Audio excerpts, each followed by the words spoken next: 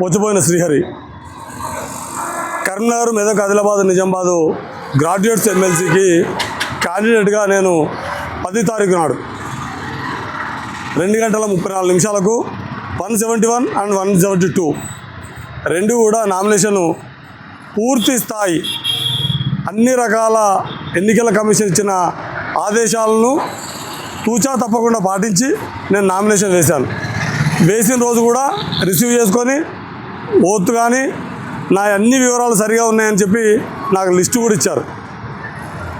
తర్వాత రోజు స్క్రూటినీ రోజు మేము వెళ్ళలేదు, 11:05 వెళ్ళాం. ఎందుకంటే స్క్రూటినీ రోజు కంపల్సరీ రమ్మని కానీ ఎక్కడ ఎలాంటి అవి చూపించలేదు. కానీ 11వ తేదీ నాడు వెళ్ళిన తర్వాత మీ నామినేషన్ తిరస్కరణ గురైందని బోర్డులో పెట్టారు. ఆ రోజు 3 గంటల వరకు నేను వేచి చూసి ఎన్నికల కమిషన్ అభ్యర్థించాను ఏ కారణంతో చేశారని.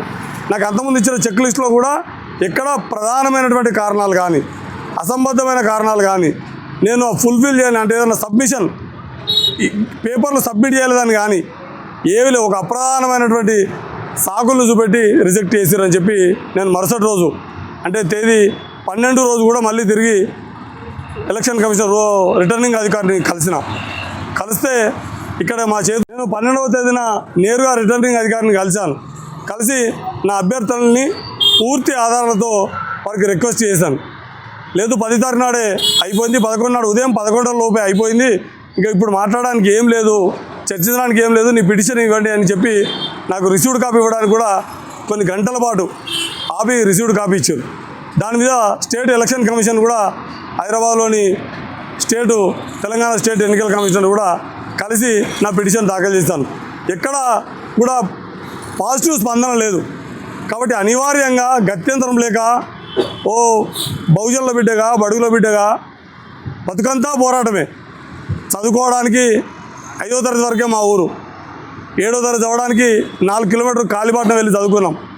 15 కిలోమీటర్ల దూరంలో ఉన్నటువంటి సిద్దిపేటలో హాస్టల్ జీవితం గడిపి సరైన తిండి లేక, సరైన పుస్తకాలు లేక, సరైన వసతులు లేనటువంటి హై స్కూల్లో 10వ తరగతి చదివినాం. డిగ్రీ కూడా ఒకవైపు విద్యార్థిత్వంలో, మరోవైపు రాత్రిపూట హోటళ్ళలో పనిచేసుకుంటూ డిగ్రీ కంప్లీట్ చేసాం. అట్లా బతుకంతా దినదినం పోరాటంతో ఇక్కడ దశ దాకా వచ్చినాం. కానీ ఇలా చూస్తే ఏమర్థమవుతుంది మిత్రులారంటే, ఒకవైపు కార్పొరేట్లు, మరోవైపు బ్యూరోక్రాట్లు ప్రజాస్వామ్యాన్ని తమ కబంధ హస్తాల్లో పెట్టుకున్నట్టుగా అనిపిస్తుంది. సోషల్ యాక్టివిస్టులు ఎవరు పోటీలో కనబడతలేరు మిత్రులారా. కాబట్టి అనివార్యంగా గత్యంతరం లేక హైకోర్టుని ఆశ్రయించాను. ఈరోజు హైకోర్టుని ఆశ్రయిస్తే ఈరోజు 4377 నంబర్ అయింది రిట్ పిటిషన్ 2025. రేపటికి విచారణ స్వీకరించడానికి హైకోర్టు 14th కోర్టు, హైకోర్టులోని 14th కోర్టులో రేపు విచారణ ఉన్నది. ఈ సందర్భంగా నేను మిత్రులకి, ప్రజలకి ఖచ్చితంగా నా లోపం లేదు, ఖచ్చితంగా నేను బరిలో ఉంటాను. నా అభ్యర్థిత్వాన్ని న్యాయ పోరాటంలో విజయ సాధిస్తాను నమ్మకం. ఎందుకంటే బతుకంత పోరాటమే అనేక సందర్భాలలో న్యాయ పోరాటం ద్వారా విజయం సాధించి ఇప్పటిదాకా నిలదొక్కొని వచ్చినాం.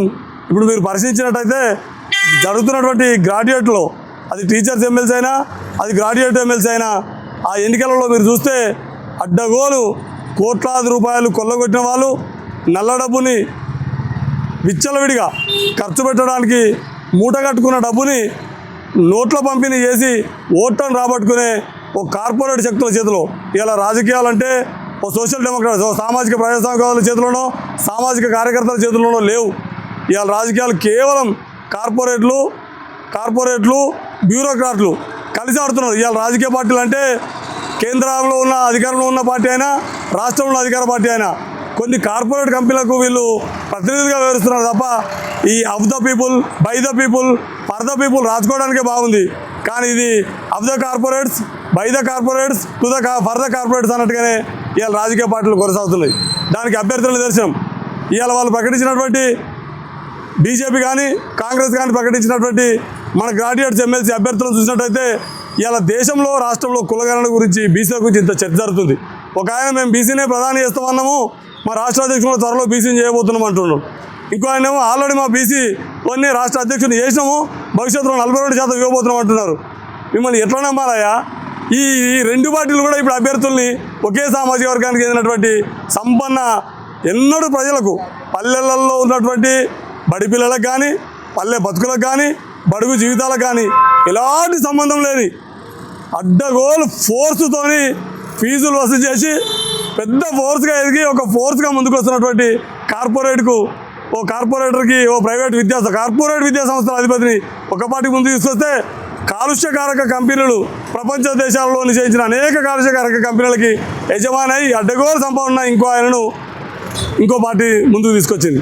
దీన్ని బట్టి ఏమర్థమవుతుంది మిత్రులారా, వీళ్ళ మాటల్లో బీసీలకు అనుకూలమని, వీళ్ళ మాటల్లో ప్రజాస్వామ్యం తప్ప వీళ్ళ చేతుల్లో నేతిబీరలో నేతి చందమే ఉన్నది.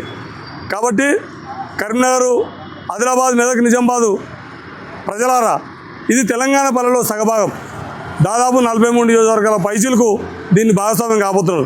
ప్రత్యక్షంగా పరోక్షంగా మొత్తం తెలంగాణ సమాజం మీద దీని ప్రభావం చూడబోతుంది. పాత అయితే 4 జిల్లాలు, కొత్త అయితే 13+2 జిల్లాలు, దాదాపు 15 జిల్లాలు. అంటే తెలంగాణలో ఉన్న 33లో ఎంత ప్రభావం చూపెడుతుందో ఆలోచించండి మిత్రులారా. మీరు వేయబోయే ఓటు వాళ్ళు కలుషితం చేసి పూర్తి స్థాయిలో ఎన్నికలంటే ఓట్లు అంటేనే నిలబడుతున్నావు అంటేనే ఎన్ని కోట్లు ఖర్చు పెడతావు అనే దశకు ప్రజాస్వామ్యం ఒక రకంగా కూని అయింది. కాబట్టి ప్రజాస్వామ్యం పరిడవిల్లాలంటే ఎన్నికల్లో ఓటు హక్కును వినియోగించుకోవాలని ఎన్నికల కమిషన్ కూడా ఓటు హక్కు వినియోగించుకోవడం కోసం ప్రకటనలు చేస్తుంది. ఓటు ఎట్లా వేయాలో చెప్తుంది. పర్సంటేజ్ పెంచడం కోసం రకరకాల ప్రయత్నాలు చేస్తుంది. కానీ ఓటు వేయడం కోసం చూపెడుతున్నటువంటి ఆసక్తిని, ఇంట్రెస్ట్ని పోటీలో పాల్గొనే వాళ్ళ మీద లేదు మిత్రులారా. పోటీలో కదా అందరు భాగస్వామ్యం అయితే కదా, ఓటు అందరు వేస్తే కదా కార్పొరేట్లు కుర్చీల మీద కూర్చుంటారు. పోటీలో సోషల్ యాక్టివిస్టుల్ని, ప్రజల పక్షాన్ని నిలబడే వాళ్ళని, ప్రజల మధ్య జీవిస్తున్న వాళ్ళని, ప్రజల కష్టసుఖాలు తెలిసిన వాళ్ళని పోటీలో ఉండే విధంగా చూస్తే కదా ప్రజాస్వామ్యం నిజంగా పరిడవిల్లేది. కానీ పోటీలో ఉన్న వాళ్ళని చిన్న లోపాలని భూతద్దం పెట్టి వెతికి పోటీలో లేకుండా చేస్తున్నారు. పోటీలో కార్పొరేట్ శక్తుల మధ్య, బ్యూరోక్రాట్ల మధ్య పోటీ ఉండేటట్టు చూస్తున్నారు. యాక్టివిస్టులను పోటీ నుంచి దూరం చేయడానికి సాకులు తేలాడుతున్నారు. బలమైన కారణాలు కాదు మిత్రులారా. ఖచ్చితంగా ప్రజాక్షేత్రంలో బతుకంతా పోరాడిన వాళ్ళమే, బతకడానికి పోరాడుతున్న వాళ్ళము, చదవడానికి పోరాడుతున్న వాళ్ళము. ఇవాళ ఈ దశకు రావడానికి కూడా అనేక పోరాటాలు దాటుకొని వచ్చిన మాకు ఇది కూడా ఒక ప్రత్యామ్నాయంగా మరింత నిలదొక్కోవడానికి, భవిష్యత్తులో ప్రజల పట్ల మరింత కమిట్మెంట్తో, మరింత జాగరూకతతో వివరించడానికి ఇది ఒక ప్రయోగం అనుకుంటున్నాం.